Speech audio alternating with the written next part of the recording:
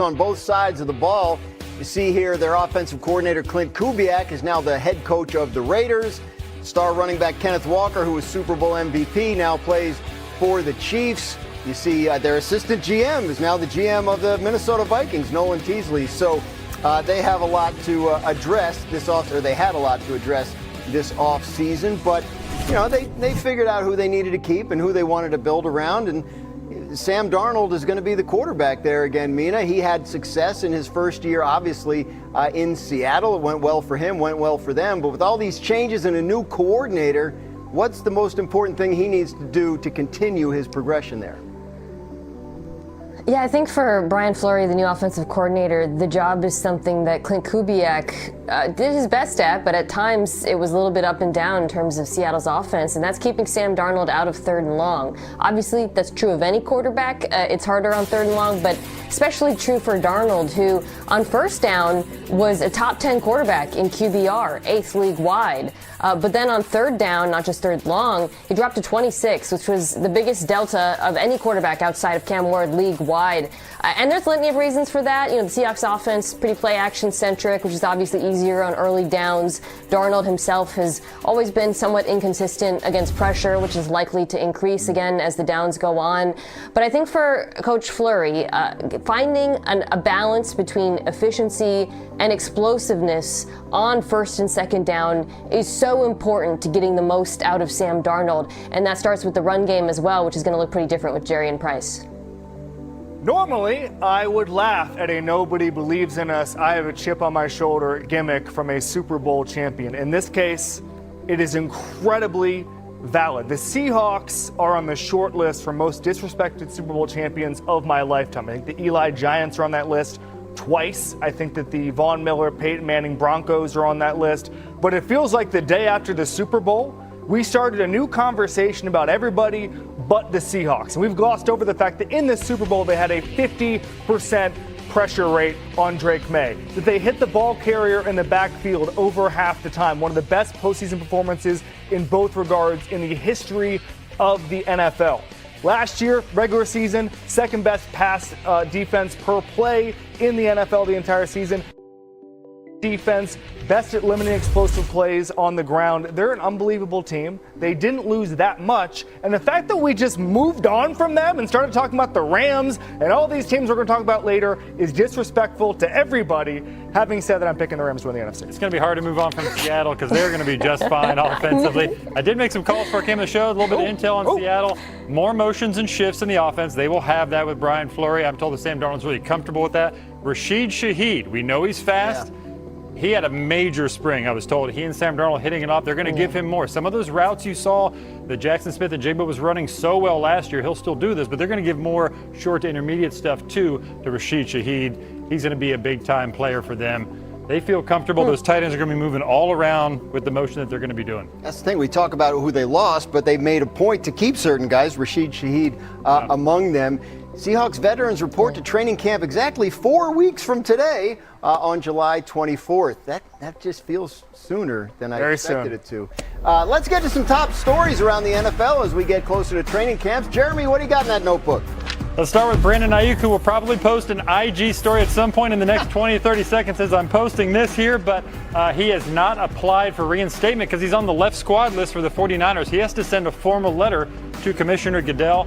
Hasn't happened as far as I know. Hasn't got any clarity as to when he's going to be cut or traded, released, whatever, but teams consider him untradeable at this point. So he wants to go to Washington. That's clear. I'm told the Commanders are going to wait to sign any receiver.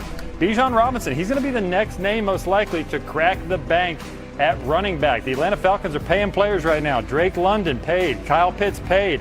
Robinson, they hope to pay. They're motivated. No deal imminent yet, but they have been talking. Watch for Jahmyr Gibbs in Detroit, too. There's going to be some major money spent for guys who could be making over $20 million per year in that market when it's all said and done. And then finally, you have quarterbacks getting healthy. You see Bo Nix there. Several guys were beat up this spring, coming back from injuries. Dale Jones, you see him on the Achilles tear. I'm told he expects to be doing 11-man work when they get back to camp. Bo Nix, Denver expects him to be full go when they get back to camp in late July. You see Patrick Mahomes, that's a little more fluid just because of the severity of that injury, but they are leaning into him potentially playing week 1. He's progressed really well, so I wouldn't put anything past him as far as what he can handle when they report to camp. Mahomes would like to get the Chiefs back to the Super Bowl. Of course, the last time they played in the Super Bowl, they lost to the Eagles, and who had a monster defense at that point. They've changed a lot on the defensive side of the ball, have the Eagles, since that time. And since last season ended, in fact, Jalen Phillips and Nakobe Dean are gone. They traded for pass rusher Jonathan Grenard. So a little turnover there on that side of the ball. But all-pro linebacker Zach Bond is still there, and he recently spoke about his expectations for Vic Fangio's new-look defense as they head into 2026. I feel like he's taking things to the next level this year in terms of he knows we're comfortable and we know our scheme and what he knows us and he knows what we're capable of. Even within his own scheme, he continues to develop and tweak and change, and that's what Vic is. He's a hard-nosed, old-school football coach that if you're willing to learn and listen to what he has to say, it could be really good for you, and I think it's been really good for this defense. Kevin, we've talked so much this offseason about the Eagles' offense. Yep. A.J. Brown getting traded, is Jalen Hurts on the hot seat, et cetera, et cetera. Not much focus on the defense. Do you agree with what Zach Bond had to say about it? Absolutely. They're one of the highest floor units in the entire league. Bond himself, one of the most productive off-ball linebackers there is in this league. Quinyon Mitchell, one of the best cornerbacks, period. Last year, best separation from receivers in all of football, lowest catch rate for receivers in all of football when he was the closest defender. So you're seeing Vic Fangio, who, by the way, invented modern defense. He's still there with a bunch of talented guys. The one guy I'd like to see a little more from, Jalen Carter last year. He had a career low in double teams faced and yet had a career low in getting to the quarterback. I'd like to see a little more from him in a huge year, obviously. It is a high floor unit. We talk about the offense because they're so high variable, but this defense has to be good for them to compete. I'm super high on the Eagles defense being as good as they were last season. I think it's going to be important too because with so many changes on offense, it might take a little bit of time, right, for the new offense with Sean Mannion as the coordinator to click, and the defense can hold them up during that period early in the season. Biggest weakness last year on the Eagles defense was that second cornerback position. They addressed it, adding Tariq Woolen, who I think is going to get his hands on a lot of footballs. The loss of Jalen Phillips, I know they wanted to re-sign him after trading for him. That's a big deal, but I do think Jonathan Grenard is a comparable player. And then one player who I'm really interested in watching this season and optimistic about is Jihad Campbell, who was their first round draft pick last year. He didn't get to play a lot because Nakobe Dean took so many reps as a starter there. But when he did play, I think you saw flashes of why he went in the first round. The athleticism, the coverage ability, the playmaking.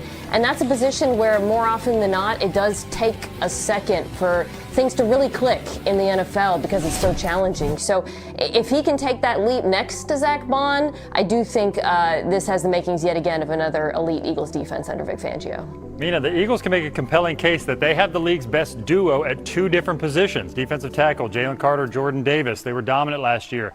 Although Carter, they want to see him do it more consistently. Cornerback, Quinyon Mitchell, Cooper DeJean. So when you have that, it's hard to be bad. Like, they're going to be in a position where they can carry this team early in the season.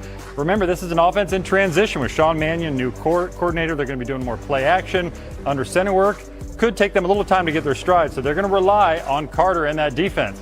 Speaking of Carter, he's eligible for a contract extension right now. We saw what Jeffrey Simmons just got, about $35 million a year. That's the defensive tackle market. Will the Eagles meet him in that range will be a big theme this summer. Story to watch as we go through the summer, the Carter contract extension talks, if they are in fact happening. Only the Broncos have allowed fewer points per game over the last 2 years than the Eagles. Again, we talk so much about their offense, sometimes we forget. New on NFL Live from Adam Schefter. More bad news for Brendan Sorsby. The CFL will not allow Sorsby to join its league this season. In a statement to USA Today, the CFL said upholding the integrity of the league and ensuring fair competition are paramount to the CFL. The allegations involving Brendan Sorsby are serious and concerning. So Sorsby running out of options if he inside tight end university. However, that is not the only new tradition that position group has started in the last couple of years. We take a look inside a tradition that's been going on for the past 5 seasons in the NFL and is near and dear to George Kittle's heart. It is National Tight Ends Day. Hannah Storm sat down with Kittle to learn all about the evolution of a holiday to honor the tight end. He is going off on National Tight End Day.